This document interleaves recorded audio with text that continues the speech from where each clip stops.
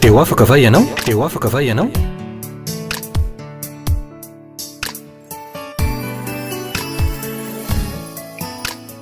Fandarany iarana fiangonana RHEFI Androndrakely.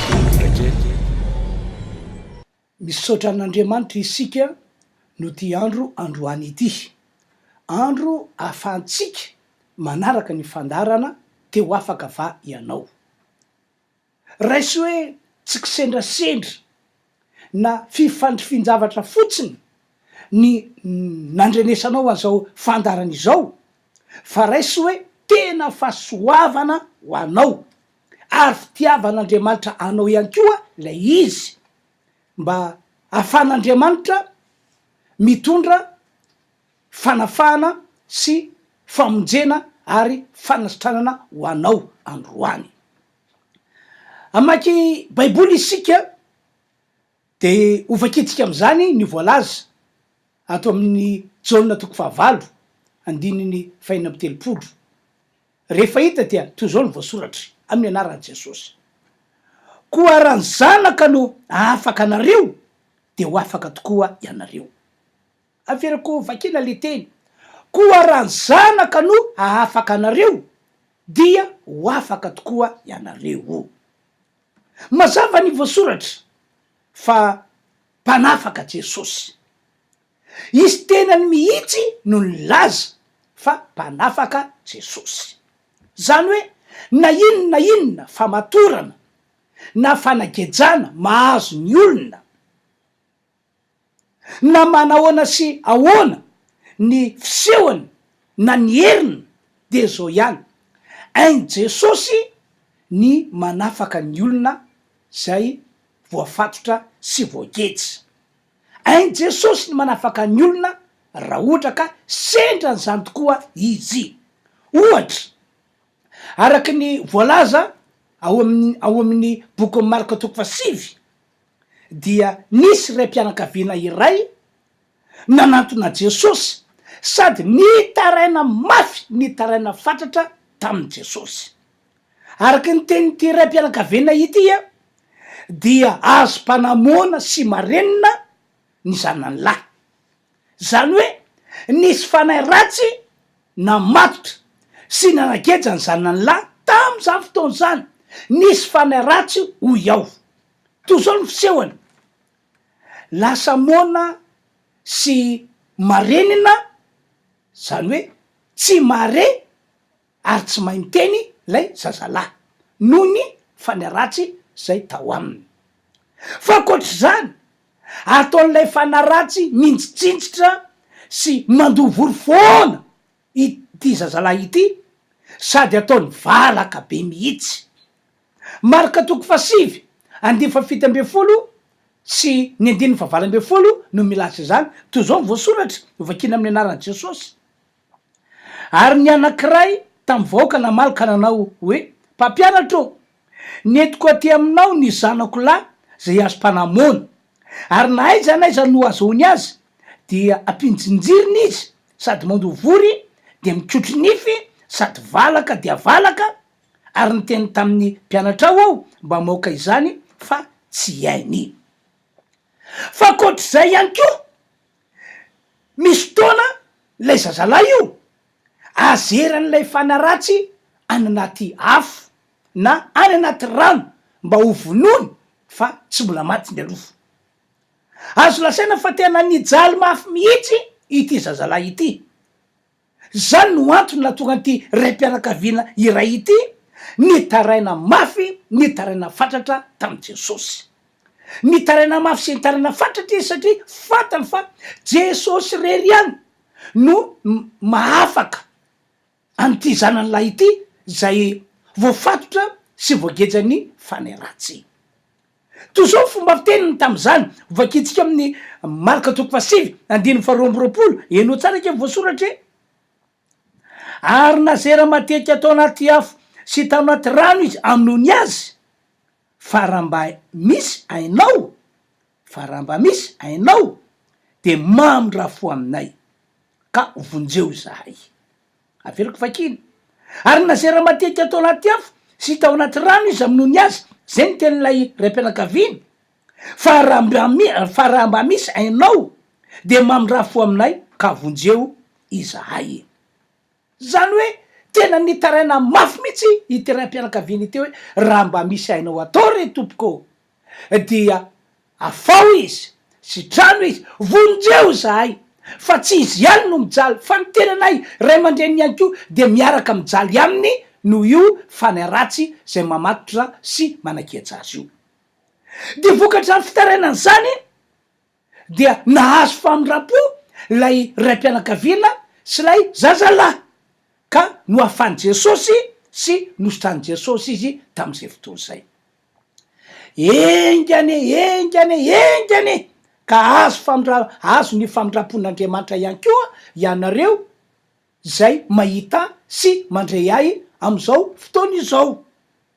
Fa rehefa tonga eo aminareo mantsy ny famindram-pon'Andriamanitra dia hiasa Jesosy, hanafaka Jesosy amin'ny alalan'ny vavaka zay ataoko anareo, de hiasa izy, hanafaka izy ka anasitrana anao zay marary, hamonjy anao zay manana olana ary hitany manokana ny fiainanao ihany koa.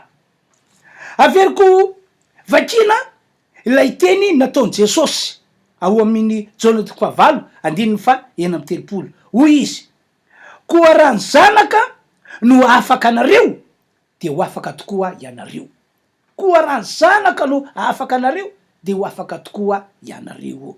De izao raha mandinika tsara ny baiboly tokoa ianao de mahita fa nataiza natao fotoana manao ahoana, natao fotoana manao ahoana, natao an-tanàn-dehibe na tany amin'ny tanànany ny olona tsotra, tanànany sarababe-mbahoaka, dia nomporofony Jesosy hatrany fa mpamonjy sy mpanasitrana ary mpanafaka izy. Santoniny am'izany lay nambarako taminareo teo. Eny fa na dia tamin'ny andron'ireo apôstôly sy ny fiangonana voalohany azy de mbola nasehony Jesosy hatrany fa mpamonjy sy mpanasitrana ary mpanafaka izy. Amin'ny karazany mihitsy reo olona voavonjy sy sitrana ary afaka tamin'ny fanakajana sy ny famatorany devoly tam'zany andro zany. Voavonjy, sitrana, afaka tamin'ny fanakajana sy ny famatorany devoly izy tamin'ny alalany vavaka zay nataondreo apôstôly. Ohatra anankiray ity, ny toroteny nataon'ny Paoly, ny tanan'ny Paoly no voalaza fa nanaovan'Andriamanitra fahagagana lehibe nentina namonjena olona ary nentina ihany koa nanasitranana sy nanafana olona zay azo ny fanay ratsy. Fa nisa tena magaga de ity, ny mosara, ny fiarin'akanjo zay teny amin'ny Paoly apôstôly dia nataon'Andriamanitra fitaovana entina amonjena sy anasitranana ary anafahana an'le olona voafatotra sy voakejany fanay ratsy. Andoke vakitsika ny voalazy ato amin'ny asan'apôstôly 7:20 de vakitsika ny andininy 10 sy 1:12 ary 12 toy zao ny voasoratra: ary nahatra roa taona angaragidiny izany ka dia nandre ny tenin'ny tompo zay rehetra nonona tany Asia na Jiosy na Jentilisa. Ary ny tanan'i Paoly no nanaovan'Andriamanitra fahagagana lehibe maro. Averiko indray, ary ny tanan'i Paoly no nanaovan'Andriamanitra fahagagana lehibe maro. 12 ka dia mosara sy ny fiarin'akanjo teny aminy no nentina atao amin'ny marary de sitrana ny aretiny ary nivoaka ny fanay ratsy. Averiko vakina 12 ary dia ny mosara sy ny fiarin'akanjo teny aminy no nentina atao amin'ny marary de sitrana ny aretiny ary nivoaka ny fanay ratsy. Ry havanao, ry mpiany malalo, mpamonjy, mpanasitrana ary mpanafaka andre olona zay azo nerin'ny fanay ratsy Jesosy Kristy. de zao ny teniko aminareo zay mahita sy mandre ahy, marina miteny nataony ny tompo Jesosy. Raha nylaza izy arak'ilay voalaza ao amin'ny jaona toko fahavalo andiny faina amby telopolo lay nivakitsika matetitetika teo hoe koa raha zanaka no afaka anareo de ho afaka tokoa ianareo. Raha nylaza izany izy de arak'izany tokoa no nataony Jesosy. Ary ao amin'ny liko toko voalohany andimy fafety amby telopolo azy de zao ny teny nataony anjely Gabriela hoe fa tsy hisy tsy ho tanteraka ny teny rehetra zay ataon'Andriamanitra. Efa hitantsika teo zao fa namonjy nanasitrana ary nanafaka an'ilay lehilahy zay nipetrahana fanaratsy mona sy marenina ny tombo Jesosy. Ny tena mivantana, izy tena mivantana no namonjy sy nanasitrana ary nanafaka an'ilay zazalahy tam'izany fotoana zany satria nahazo famindram-po ny rain'ilay zazalahy sy lay zazalahy narary.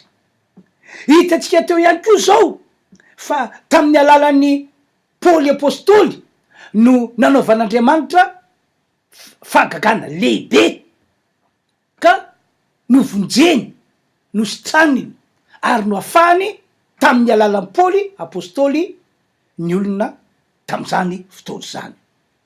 Ary satria tsy miova ny tompo, tsy miova ny teniny, de mbola arak'izany hatrany hatrany no ataony hatram'izao tsika miteny zao. Ijoro vavolombelona aminareo a tamin'ny herinandro ambony iny no nisehony tantara nanatonaty vehivavy anankiray ity.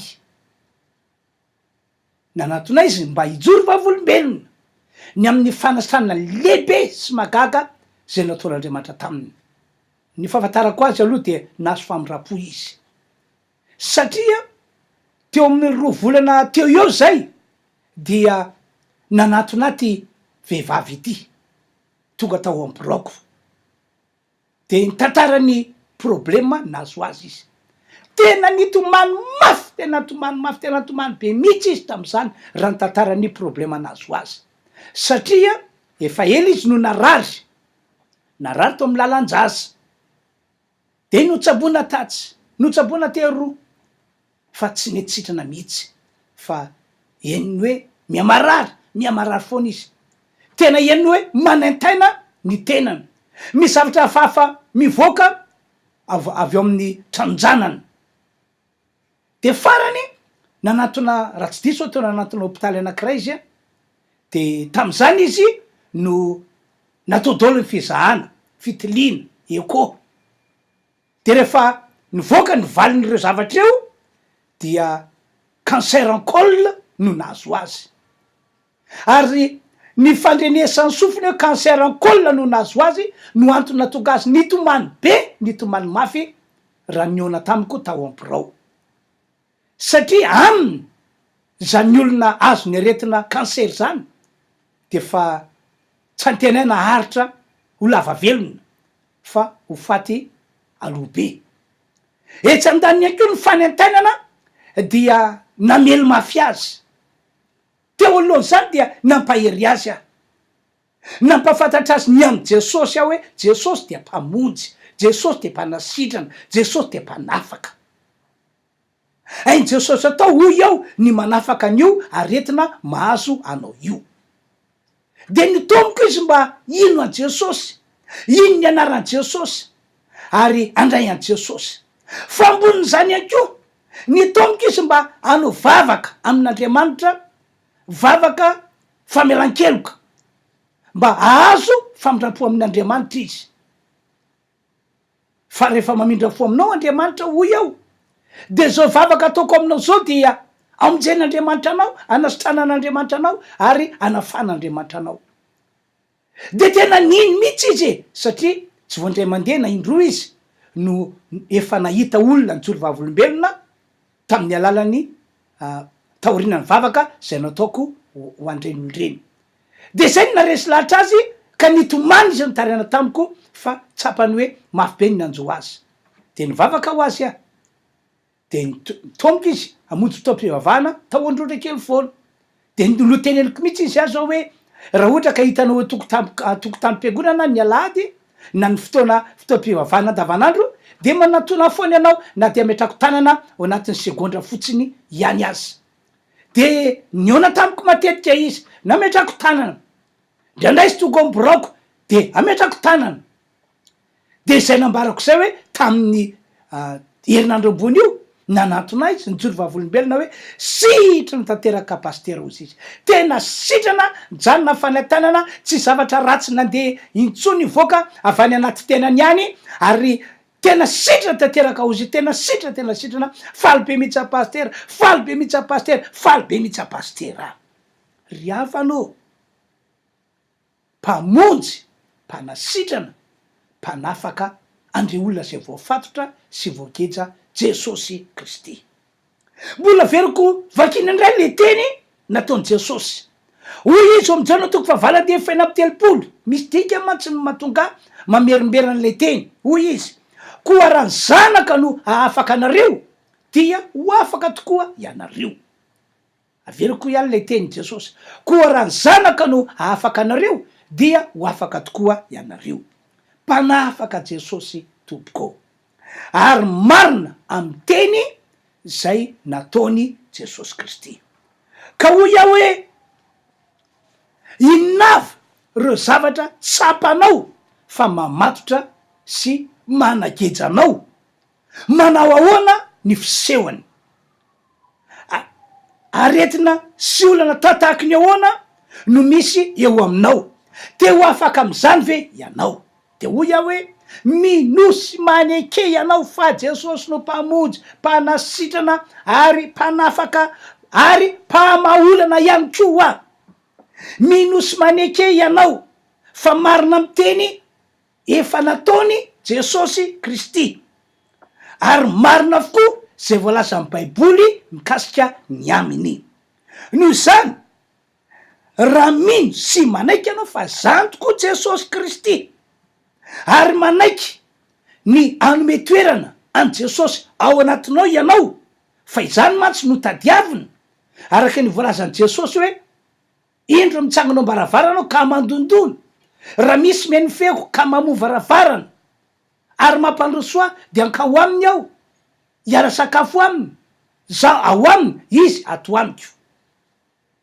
Zao ihany ko ny voalazany Jesosy Kristy, ankao aminy izahay ka onona ao aminy. Zay zany no tadiavin'Andriamanitra amintsika zanak'olombelona raha tonga taty ambony tany Jesosy Kristy, ny aka toerana ao anatsika, ny azo toerana ao anatsika, ary tsika kosa aveo dia omeny toerana ao aminy. Ka raha manaiky ny anome toerana any Jesosy ao anatinao tokoa ianao am'ty androandroany ity, de hiasa amin'ny alalan'ny vavaka ataoko ho anao ny tompo Andriamanitra totoa, ny tompo Jesosy. Efa nataony mantsy zany hoe miasa amin'ny alalan'ny vavaka ataon'ny mpanompony izy.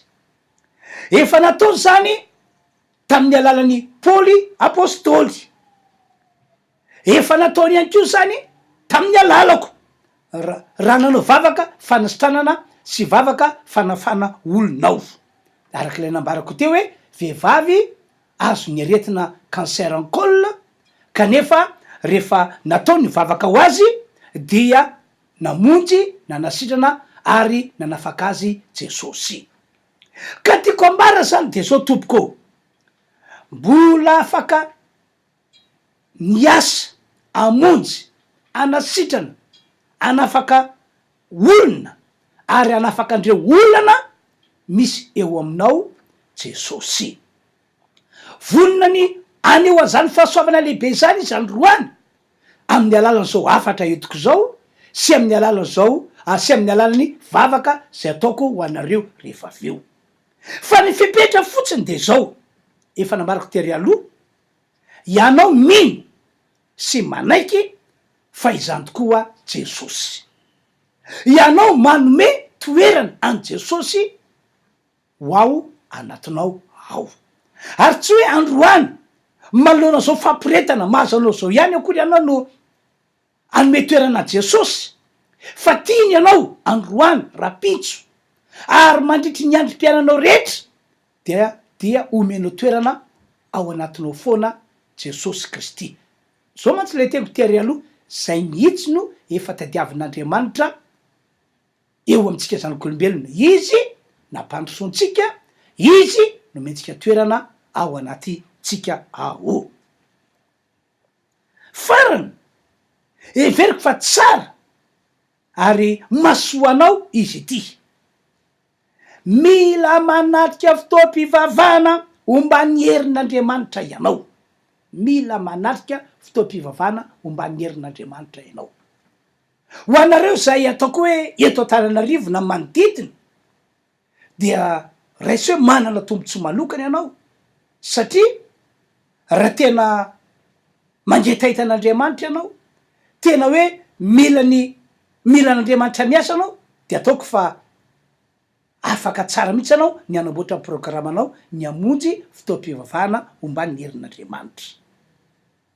Ilaina mantsy zany mba ahafahan'Andriamanitra mampitombo finoanao ao natao fotoam-pivavahana araka ny voalazan'ny Paoly apôstôly Romana 10:7 fa misy toroteny ao, de iny toroteny zay ambara aminao iny dia mampitombo finoana iny, mahatonga anao lasa manana finoana lehibe iny, mahatonga anao lasa manana finoana mafindra tenibohitra mihitsy iny.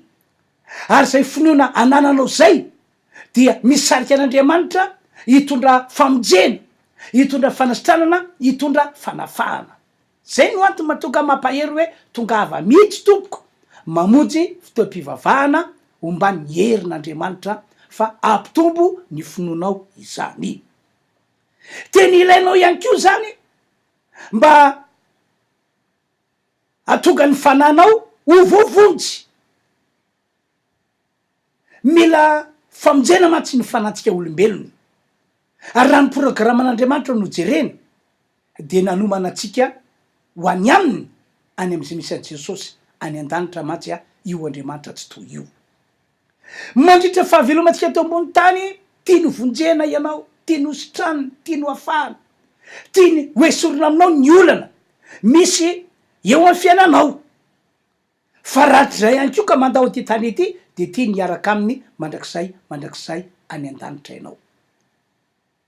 Io voasoratra io moa no fandaharam-potoanatsika isika ny Alahady, de ny mariko kely angambany ny Alahady amin'ny fitora maraina le fidirana voalohany sy ny Alahady amy 2 le fidirana faharoa, eo zany no spécial délivrance, spécial fanafahana no atao amin'io fotoam-pivavahana voalohany sy fahatelo. Ka dia tongava mihitsy anao tompoko, tena tongava ianao. Raha te fandray aminay amin'ny alalan'ny telefônina moa ianao de io voasoratra io ihany koa. Riavanao, tena tianao ny tompo, tena tianao izy.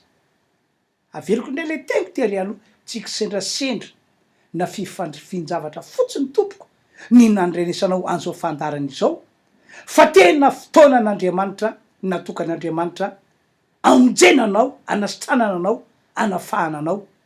Ary raha manana olana ianao de tiany ho avotana manokana ho afaka am'izany olana izany. Ivavaka ho anareo aza aho am'izao fotoana izao, koa raha mety aminao tompoko dia aoka andohalika ivavaka ianao, mandoaly mihitsy anao de apetrao amin'ny fonao ny tananao, fa ivavaka tsika aondre lohanao azy. Ry Andriamanitra tompony zao rehetra izao, Andriamanitra tsy miova omaly sy anio ary mandrakizay ianao. Misaotra anao aho ny am'ty andro androany ity, andro zay natokanao hitondrako ny afatrao ho famonjena, ho fanasitranana, ho fanafahana andre olona zay nahita sy nandre ahy tam'ty andro androany ity. Andro ihany koa natokanao hitondranao andre olondreo ho afaka am'reo olana na inona karazana olana zay namatotra sy nanagetsa azy. Mamindra fo am'reo olondreo ianao, tahaka ny namindranao fo tam'ilay raim-pianakaviana nanana zanakalahy nampahoriany demonia mona marenina, tahaka ny namindranao fo tam'izy ireo no amindranao fo am'reo olona zay nandresy nahita an'izao afatra netiko zao.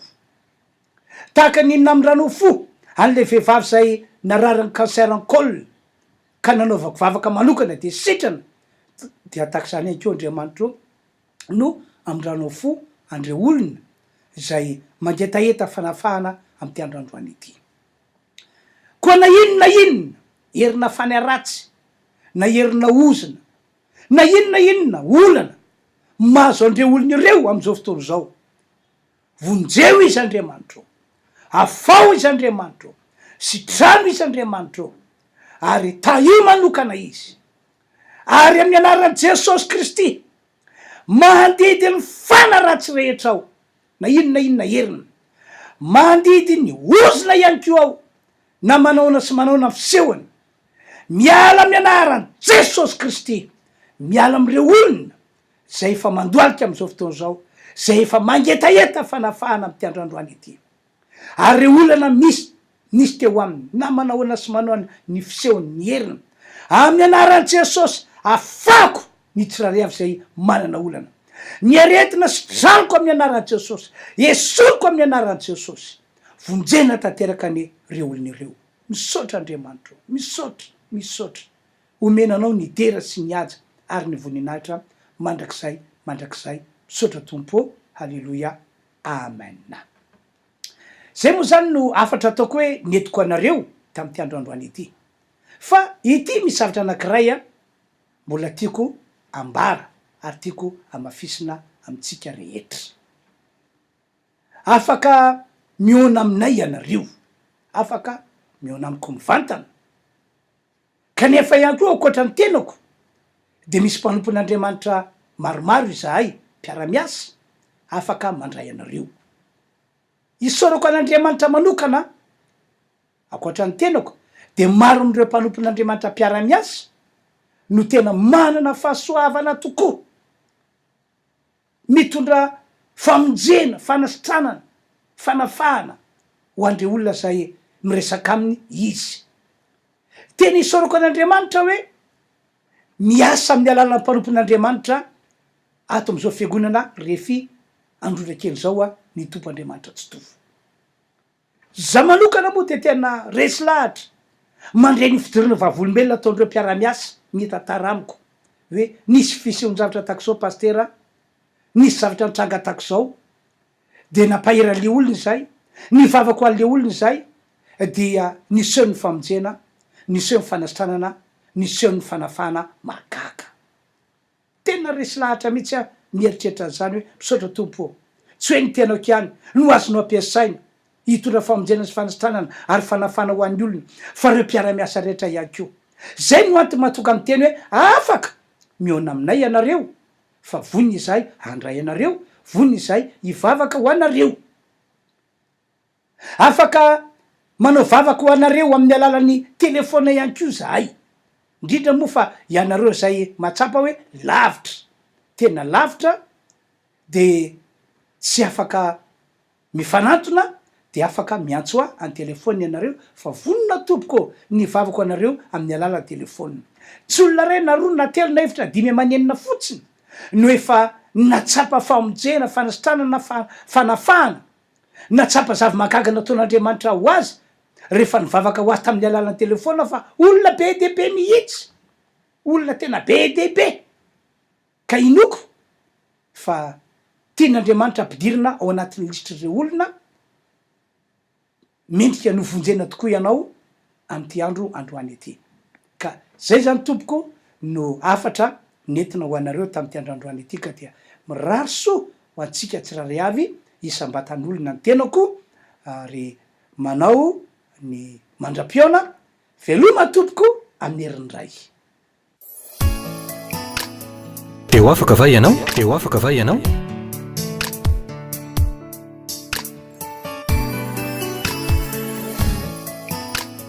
Fandaharana iarana fiangonana RHEFI Androndrakely.